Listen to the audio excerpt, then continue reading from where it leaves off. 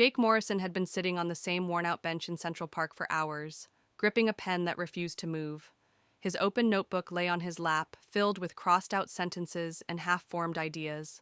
The pages bore the weight of his frustration, dog-eared, smudged, and bruised from endless rewrites.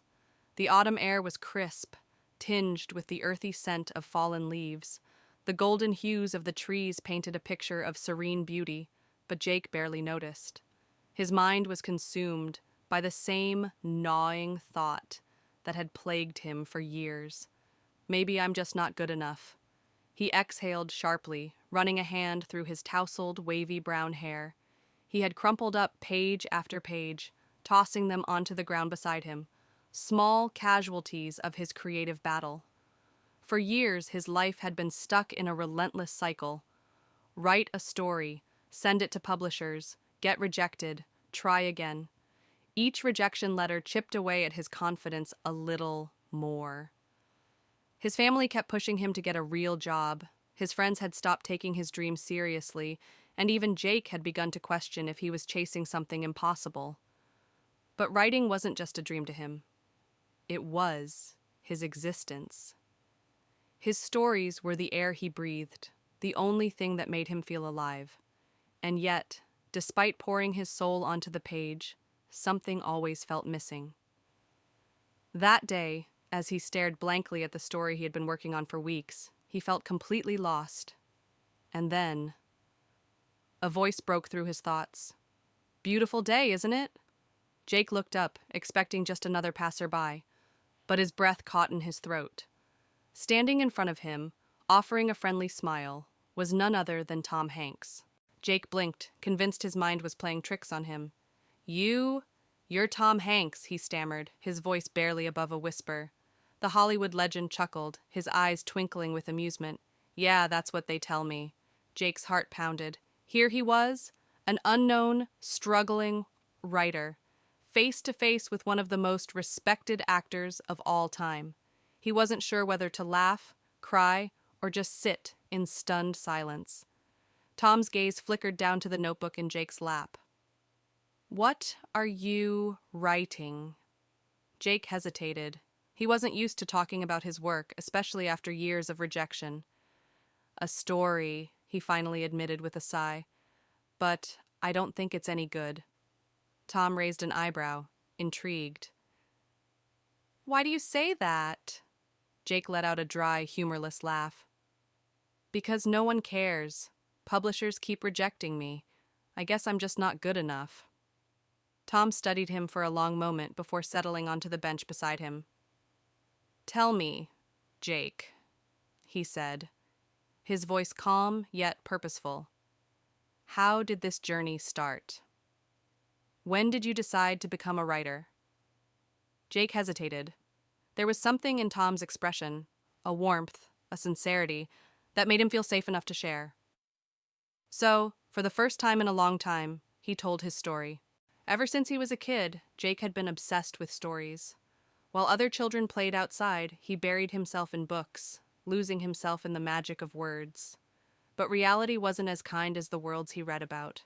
His father, a man hardened by practicality, never took his love for writing seriously. "Writing? Writing won't pay the bills, son. You need a real job." Those words, repeated over and over, planted seeds of doubt deep in Jake's mind. When it was time for college, he longed to study literature, to be surrounded by others who shared his passion. But under pressure from his family, he enrolled in business school instead. The lectures, the corporate jargon, the spreadsheets, it all felt wrong. And then, one day, he couldn't take it anymore. Jake dropped out. He walked away from stability, choosing instead to chase the one thing that had ever truly mattered to him: writing. But dreams don't pay the rent. With no degree and no steady income, Jake was thrown into the harsh reality of survival. He worked whatever jobs he could find, waiting tables in rundown diners, mopping floors in empty office buildings at night, taking odd gigs just to scrape by. Some nights he couldn't afford dinner. Other nights, he slept in his car. And yet, no matter how exhausted he was, he never stopped writing. But the cycle of rejection continued. He had written dozens of stories. He had poured his soul into each one. And yet, every time he sent them out, the responses were the same. We regret to inform you. Unfortunately, it's not the right fit for us. We encourage you to keep submitting elsewhere. Each letter was a slap in the face. Each no felt like another nail in the coffin of his dreams. And the worst part? He was starting to believe them. Jake finished telling his story, his voice laced with quiet resignation. Tom listened intently, nodding thoughtfully. Then, after a long pause, he spoke. You know, I've been rejected too. Jake looked at him, stunned. You? But you're Tom Hanks. Tom chuckled. At the start of my career, I auditioned for a major TV show. I practiced for days, thought I nailed the audition, but the producers just shook their heads and said, "Sorry, you're not the right fit." Jake frowned. That's hard to believe. Tom nodded. At the time, it felt like the end of the world. But looking back, that rejection didn't define me. If I had given up then, I wouldn't be sitting here today. Jake absorbed his words. But I'm nobody, he muttered. I'm just some guy nobody knows. Tom looked him straight in the eyes. Jake, every great writer was once just some guy nobody knew. And something inside him shifted. The weight of the moment hung between them, the noise of the park fading into the background, the distant hum of conversation, the laughter of children playing, the rustling leaves carried by the autumn breeze. Everything seemed to still as Jake processed the words that had just left Tom Hanks's mouth. Here's what we're going to do. Send me your best story. If it's really good, I'll introduce you to some people. Jake blinked, certain he had misheard. His heart pounded. The air in his lungs felt too thick, too heavy. He had spent years pouring his soul into his writing, only to be met with endless rejection, and now, just like that, Tom Hanks was offering him a chance? He let out an unsteady breath. Wait, you're serious? Tom smiled, his expression unreadable yet steady. I don't say things I don't mean. Jake searched his face for any trace of pity, any indication that this was a well-meaning but empty gesture. But all he saw was sincerity. The disbelief in his chest tangled with something else. Hope. A fragile, delicate thing he hadn't felt in so long that he had almost forgotten what it was like. But why? The words left his mouth before he could stop them. Why would you help me? I'm just some random guy sitting in the park. Tom shrugged, leaning back on the bench. Once upon a time, someone gave me a chance. Now, it's my turn to do the same. Jake swallowed hard. His mind whirred through the possibilities, the doubts, the tiny voice screaming that this was too good to be true. People didn't just get opportunities like this. Not him. Not after everything he had been through. And yet, here it was. A lifeline, extended to him by one of the most influential figures in the film industry. Jake's hands trembled slightly as he gripped his notebook. He had written so many stories, but were any of them good enough? What if he sent something and Tom read it and thought, wow, I made a mistake talking to this guy. His stomach twisted at the thought. I don't even know what to send you, he admitted, rubbing his temple. I mean, I've written so much, but none of it has ever been good enough before. Tom gave him a knowing look.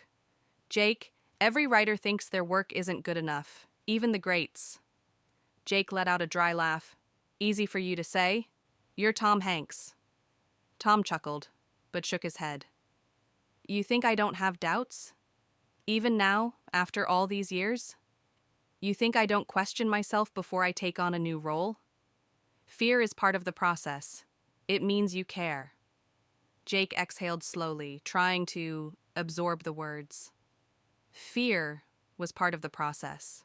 He had spent so long letting his fear of failure define him. Every rejection, every harsh critique, every doubt-filled night had chipped away at his confidence. But what if he had been looking at it the wrong way? What if fear wasn't a signal to stop? What if it was proof that he was on the right path? Tom tapped his fingers against the wooden bench. Here's what I want you to do, Jake. Go home tonight, and instead of thinking about what's good enough, think about what story you believe in the most. The one that means something to you. The one you'd write even if no one ever read it. Jake looked down at his notebook, running his fingers over the frayed edges. There was one story, one he had been too scared to send out before. It was raw, personal, too personal. But maybe that was the point. Maybe that was what made it worth sharing.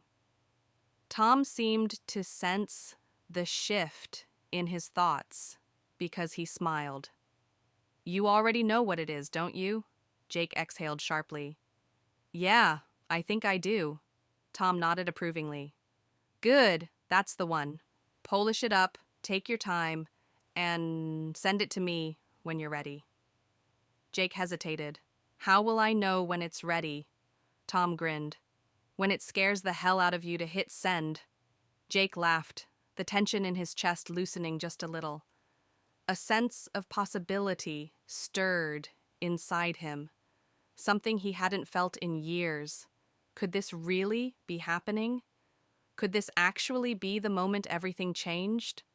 The thought was terrifying and thrilling. Tom stood, stretching slightly.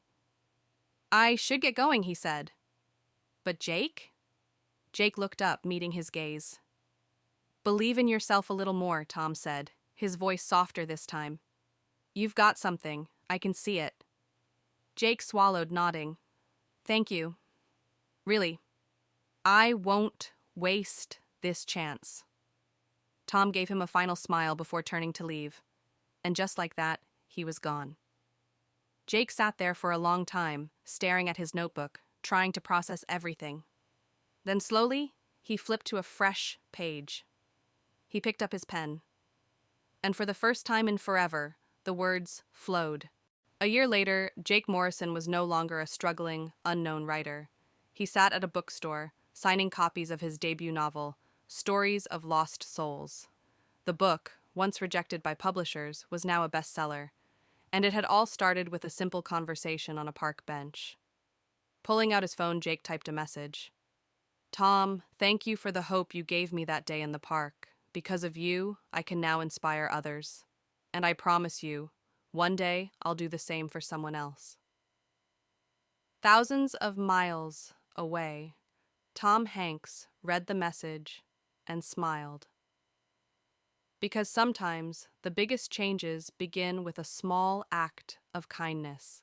If you enjoyed this story, please don't forget to like and share the video. Subscribe to our channel and turn on notifications for more inspiring stories. See you in the next story.